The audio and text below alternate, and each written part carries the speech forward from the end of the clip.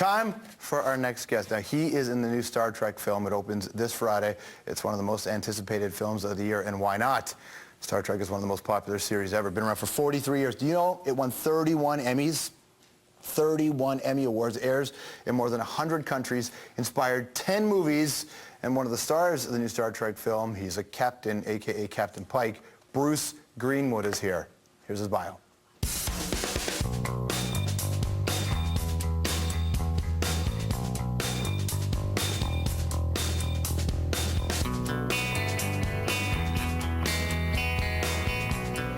At 7 o'clock, all United States Armed Forces worldwide will stand up to DEFCON 3. There you go, John F. Kennedy, one of America's most celebrated presidents, being played by a Canadian actor, Bruce Greenwood. Who is this Bruce? Well, let me tell you, he was born in Rouyn-Noranda, Quebec.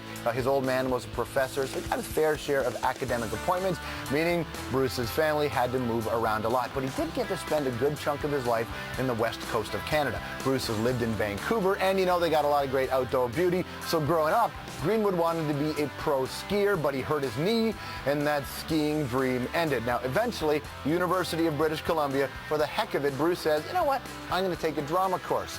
Well, happy accidents, because Bruce ended up loving it, got involved in the local art center, started performing in plays. Then in his mid-20s, he got a very small part in a film called Bear Island. Bear Island starred one of the great actors of our time, Donald Sutherland. From there, he went to New York to the American Academy of Dramatic Arts, kept on working away. That led to his first big break, 1986, on a massive show called St. Elsewhere. Then in 1994, Bruce got his first really big role. He was the lead in Adam Agoyan's film Exotica, playing the, I'm sure you know this guy, a tax inspector obsessed with a stripper. By 1997, another Agoyan film, The Sweet Hereafter, that won the top prize at Cannes, swept that year's Genie Awards, and the roles kept coming for Greenwood. From there, he played in the Hollywood blockbuster with Ashley Judd, Double Jeopardy. More recently, he played Truman Capote's lover in Capote. This is the start of a great love affair. And was a surfing grandfather in the short-lived but dynamite HBO series called John from Cincinnati. Bruce's latest project is the highly anticipated Star Trek film where he plays Captain Christopher Pike. Your father was captain of a starship for 12 minutes. He saved 800 lives, including your mother's and yours. I dare you to do better. Bruce Greenwood, everybody.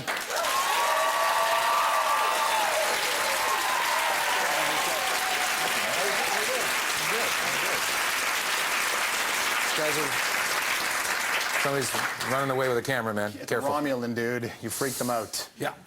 Forever now, Bruce, you've done a lot of stuff in your career, but forever now you will be tied to Star Trek. I may be Captain Pike for a long time, yeah. How do you feel about that? You guys ready for it? Oh, yeah. It's so good. It's getting really good reviews, man. People like it. I know, yeah, I know. It's one of those weird things, like we've been promoting it for, I don't know, a couple months now, and you know, I don't want to lump you with any other reviewers, but everybody likes it. It's weird. Like usually, you know, after you see 10 or 15 interviewers, and one of them goes, "Well, that was really interesting," you know. But everybody's just been digging it. So it could have been.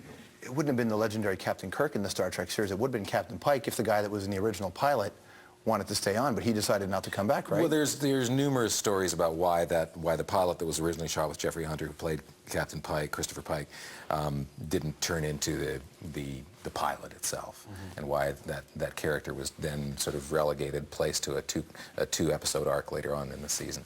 But you know, maybe he didn't want to do it. Maybe there are other reasons. I don't know exactly. Obviously, there's a lot of themes inside any movie like this, because great sci-fi films or great fantasy films can walk down a lot of different roads. Without asking you to assign an emotional value to other people's, possible impression of the film for you, what were some of the themes in this that rung true?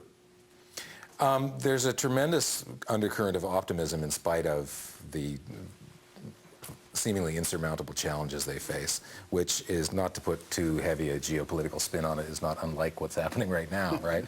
So, and it was not as though we knew what the administration was going to be south of the border when we were shooting the movie, but there's, there's parallels there for sure. Do you look for that kind of stuff in a script? No, I don't. No, I look for no. You look for a script. No, I just, beginning, middle, and an end, And sometimes I'm in a suit, No, I just look for a story that grips me, and this one was one of those things where JJ said, he called me, I was here actually doing something, and he called me, and I didn't know him. J.J. Abrams, the guy who made this film, yeah. And he said, do you want to be in this movie and play Christopher Pike? And I went, yeah, I think so. I think probably, yeah. Could I see a script? And he goes, no. Really?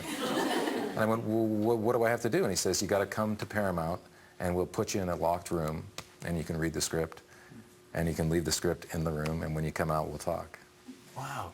So it wasn't a proper audition per se? No, he invited me to read it and say yay or nay, right? And then I guess, and then we had the conversation in which he could have said, I've changed my mind. but he didn't, and the script was so strong that I just went, yeah. In this film, The Star Trek, you meet a lot of the major characters that people have come to know at the very beginning. So you meet Kirk, you meet Spock, you meet Bones, you meet Scotty, all at the very beginning. Yeah. Or, the Chekhov character is fantastic, all early. And so a lot of these actors were walking into loaded roles. Pike, most people don't know much about Pike. So Most people don't, but enough people do that it's still... Did you feel that? Oh, yeah. Yeah? Well, yeah, look at it. If you've had any kind of role in Star Trek since the very beginning, if you've spoken a word, if you've said anything, there is a group of people who have created the backstory for you, and so you don't mess with that. Were you quietly trolling on forums and groups online to see what they thought of the character? No, I didn't dare do that because then what I did was I went back and looked at all the episodes from the television show and realized that they're essentially, the stories have these classical themes that run throughout them. So.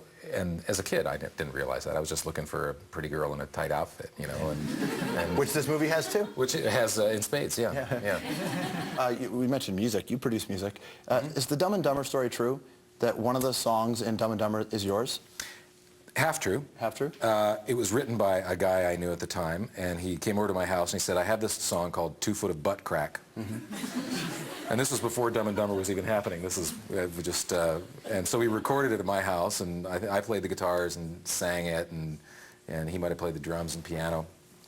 And then a couple years later, he called me and he goes, look, my best friend, the guy I live with, is the artistic director of this movie called Dumb and Dumber, and they need some source music, and they want to use this song. And they're going to pay us $5,000. So I said, fantastic.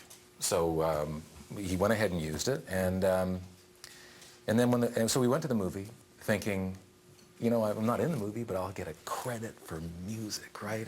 And it was there. I was singing. You could hear when he throws the salt over his shoulder. That bit where he throws the salt over the shoulder, in the background here, 2 foot of butt crack was all I could see.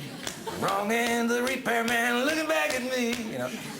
And that's your voice. And that's my voice.